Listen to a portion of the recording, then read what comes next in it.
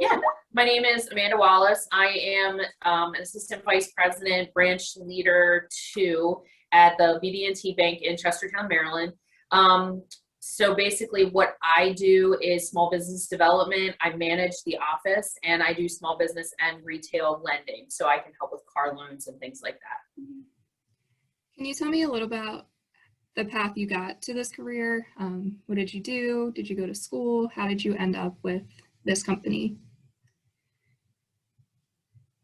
So honestly, I kind of fell into this.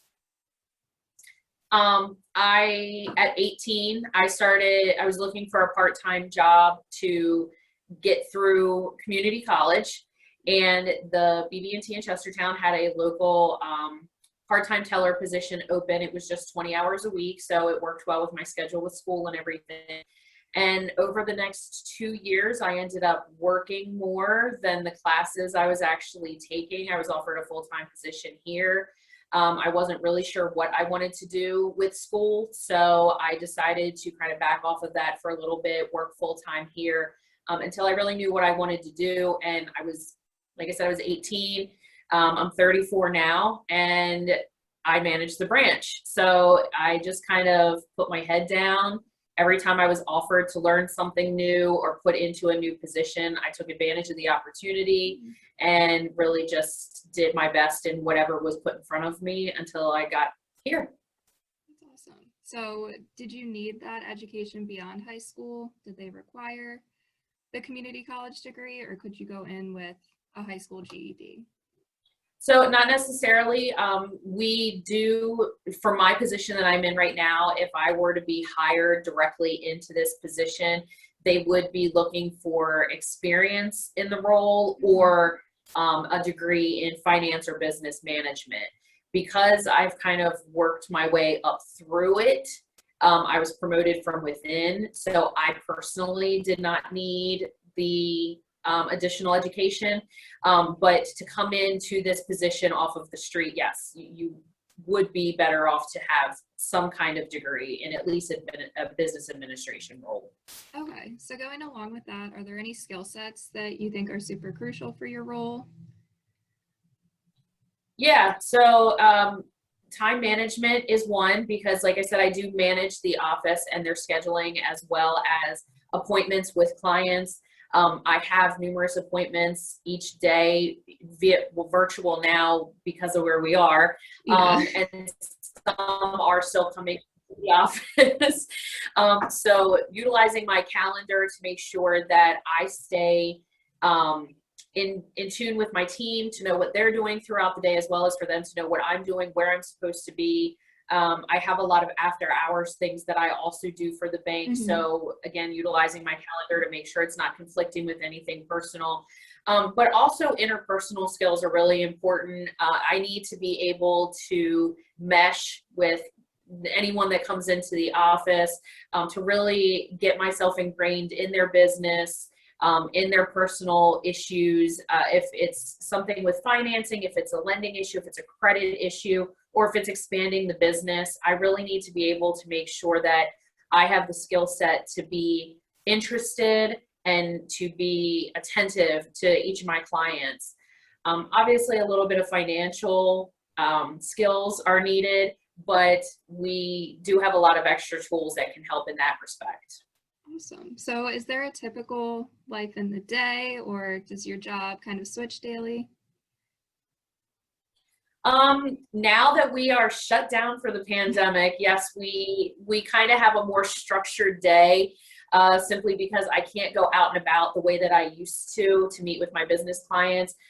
So each morning when we come in at 8 o'clock, we do have a group meeting. So we kind of go over what the goals for the team are, what we want to accomplish that week, what we've accomplished so far in the week. And we also have some meetings based on corporate-wide information to make sure that everybody is aware. By 9 o'clock, our doors open. That's generally when I will start either calling clients, emailing clients, or start with my appointments for the day. Beyond that, there's not a lot of structure to my day on a everyday basis. Like today, there are some days that I'll have 3 or 4 meetings a day. Yesterday, I didn't have any. So it was a lot of client outreach and a lot of phone calls. And then at 4 o'clock, unless I have something in the evening to do, we start to pack up and roll out. Okay.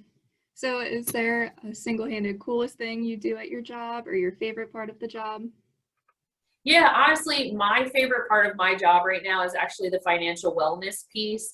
I do a lot with a lot of nonprofits in the area, to go over building your credit, budgeting your money, helping your family grow, looking towards retirement. I really enjoy that piece of it. Lending for small businesses, I also really enjoy because it helps the business grow, which in turn helps the community grow because they can offer more jobs, and more stabilization within the community without having to go somewhere else to look for something in that industry. So I think that that's the coolest piece of my job personally, because I can have somebody walk into my office with 100 questions and leave with a little bit of a peace of mind that we're on the right path to get them financially stable. Yeah. So you just mentioned a little bit of budgeting. Do you have any tips or tricks for the students to kind of use as they go through learning how to budget their money? Yeah, so you definitely want to try to come back to it on at least, I would say, monthly basis. Maybe as you're starting out, you look at it at a weekly basis. But whether you're budgeting your income based on your first job that you have, your babysitting money, any money that you might be getting for doing chores around the house, you always want to have a surplus, obviously. So really paying attention to writing down what you're spending your money on, at least on a monthly basis, because it's easy to kind of forget about some of those small things, or if you're playing games on your phone and it's $1 or something. But sitting down and really writing it down, seeing it on a piece of paper, I have found that that helps most adults to really be able to check it off and say, oh, I forgot I spent that. Oh, I forgot I spent that. And when you add it all up, it's really like, I really need to slow down and take a minute and pay attention to where my money is going. So yeah, when it comes to budgeting, I would say having it in a written format, especially when you're starting out, is the best way to really keep a handle on it. Awesome. And then I've noticed in my personal life, the kids I nanny, they don't like math. They say they're so bad at it. They get down on themselves. So for the students that are in a similar situation and they just resent math, do you see them being able to still do a career in the banking field or something similar to your job? I was horrible at math. My favorite subject, my favorite subject was English.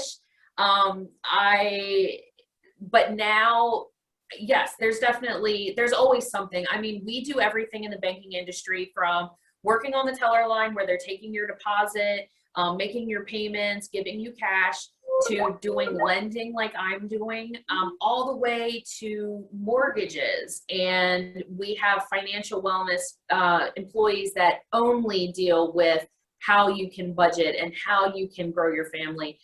So we have a lot of different options in the banking industry that's more than just counting money. But again, like I said before, we have tools and stuff that can help with all of that. So that's good. I think students definitely need to know that, get some peace of mind knowing that math isn't all of it. And then overall, do you just have any general advice for the students? I know you talked about the budgeting. Yeah, I mean, so I always, whenever I do anything with JA, or if I do anything with the local high school and I'm talking to the students about career pathways and things like that, my advice is always don't get too hung up on one idea. I honestly never thought that I would be in banking at all. And like I said, I went from a part-time teller position to managing the branch and doing small business development. So the biggest picture is make sure you're working hard at what you're doing. Do the best that you can, even if it's maybe not as good as everybody else, but it's the best that you can do, and keep your eye out for opportunity. Don't be so closed off to this is exactly what I want to do and how I want to do it that you miss this great opportunity that could turn into a much better option for you. So that's the best I can offer. That is all. Well, thank you for your time. Yep, thank you.